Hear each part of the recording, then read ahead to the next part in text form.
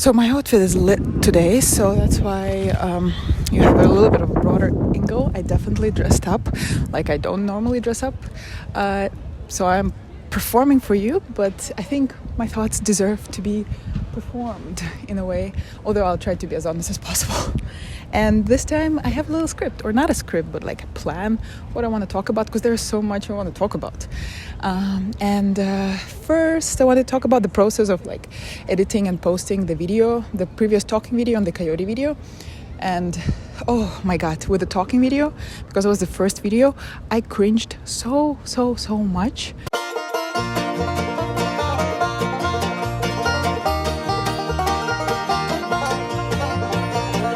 Like another thing that I've noticed about my process, something that stops me the most from creating, was when I did a lot of like very playful creative projects with my friends recently, just for fun, just when we didn't have anything to do. And anytime I do it, or I do something just for my own entertainment, or like just creative urge, I feel so guilty because I feel like it's pointless and there is no value in it, and as if I always have to be creating something valuable and have a good use of my time. I don't know if it's coming from my upbringing, from this like communist values that were common in my space growing up, but I don't like it, and I think that doesn't help me. I really want to learn to be in the moment and to create just because I want to, and to play because play is just important and it's fun. In order to create something of value, I need to be fully invested in the process and to play with it, because I believe that's the only way to create something like valuable in the way I create. Because whenever I'm focus too much on the value of it, I'm still thinking so much, like I'm only thinking about the result and forget about the process. I'm sure I will create valuable things, blah blah blah, but I don't want to expect it from myself, and I don't want to feel like I need to do them all the time. And my friends help me with that a lot, because they put me in the moment and like help me not to think about those things. Another concept that I want to quickly introduce is like resistance to closure, and that's what I felt like I was trying to practice with the coyote video, because resistance to closure basically is one psychological criteria for creative people. Basically, creative people are like resistant to closure. They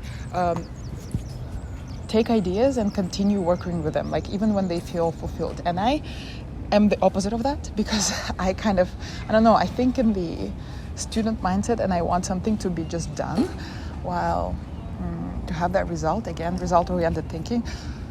But I think I want to cultivate that resistance to closure and like come back to my works even when I thought they were finished, even when I've suffered with them, when I've thought about them, but leaving them, putting them away for a while and coming back to them and trying again, I think is always a valuable step.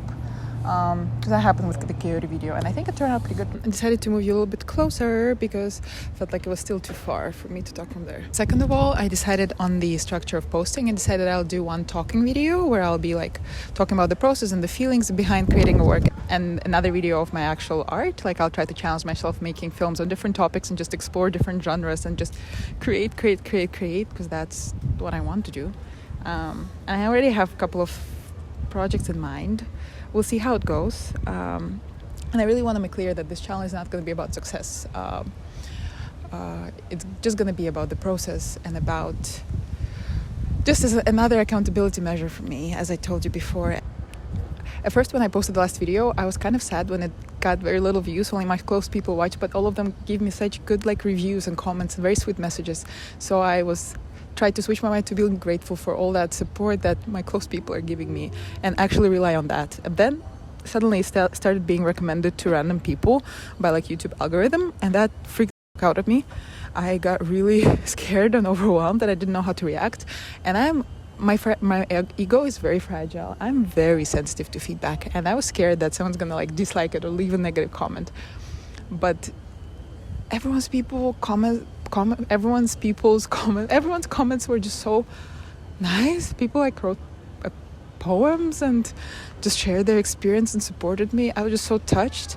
It gave me so much courage and inspiration to go forward. But I really don't want this to motivate me in any way, because it's dangerous too, and I really want just the process of making this and what kind of therapeutic effect it has on me to be my goals. But I'm so grateful that so many people have watched it and related to it in some way. And I also wanted to do this rubric in these talking videos about inspiration. So like what inspired me in the past 2 weeks. Actually, since last video, it's been like a month. So a lot of things inspired me because my mom came for graduation and we went traveling together to New York. And oh my God, I was so inspired by New York. So many little things.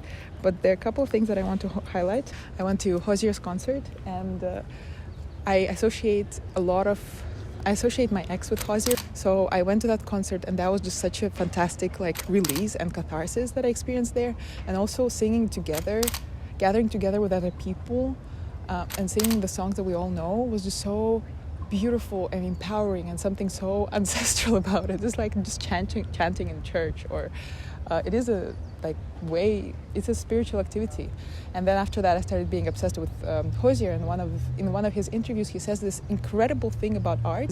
The gist of it is that he says that whenever you have an idea inside, it's an emotion usually, and it feels so overwhelming and strong and empowering that before it starts like sprouting, it's just so packed with things. But then when you try to conform into any mediums, which are usually limited, you just get that one form of it. But when it's that seed, its potential is endless, it's limitless. But when you start trying to convert it into some kind of medium or multiple mediums, it becomes this one thing, and it stopped being that potential. And there's a time in the creative process that he mentioned that you have to grieve that potential that you've lost, because no matter how good of an artist you are, you still probably will not reach that potential, especially when the skill level, like it is for me, is not at the level of your emotionality or your sensitivity, and that desire is not fulfilled by the creation, by the physical product. That emotion is not translated into it. But the only thing to do is just to try doing it further and improving the skill. So hopefully next time you'll come a little bit closer to what you wanted, but you'll never come to that, potential that is actually inside.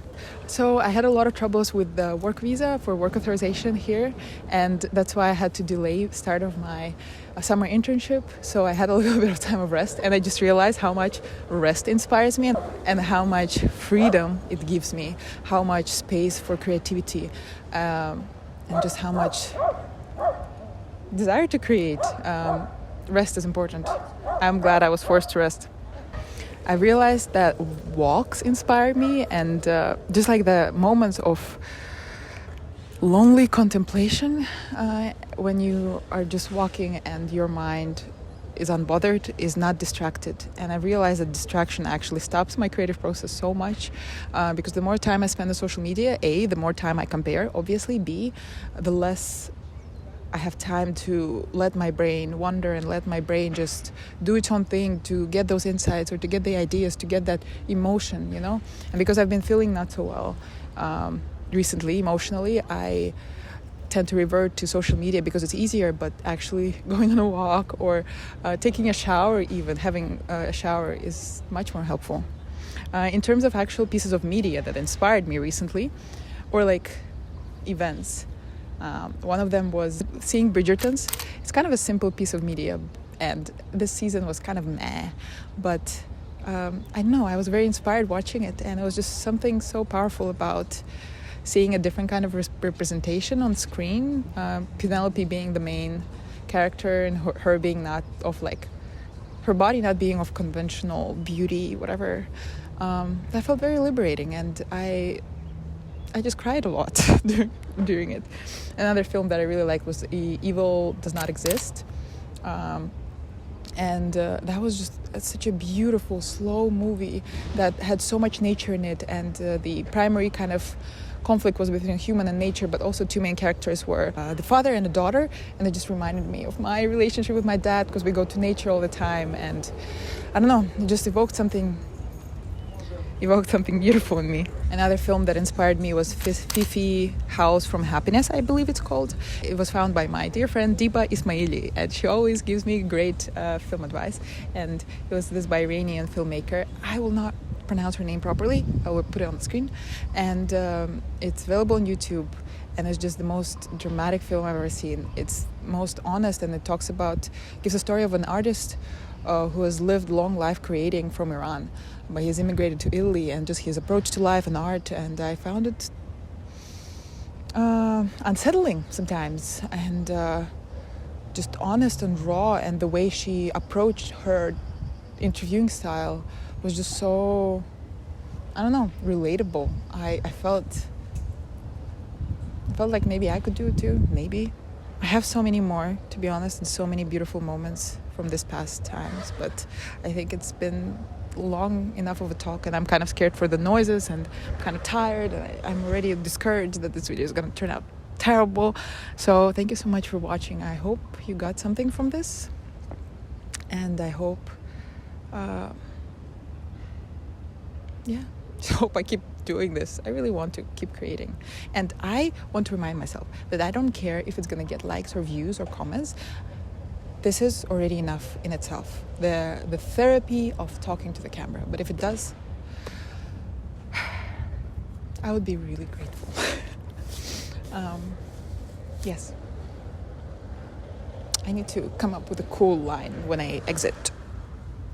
Okay, that's it. Ciao.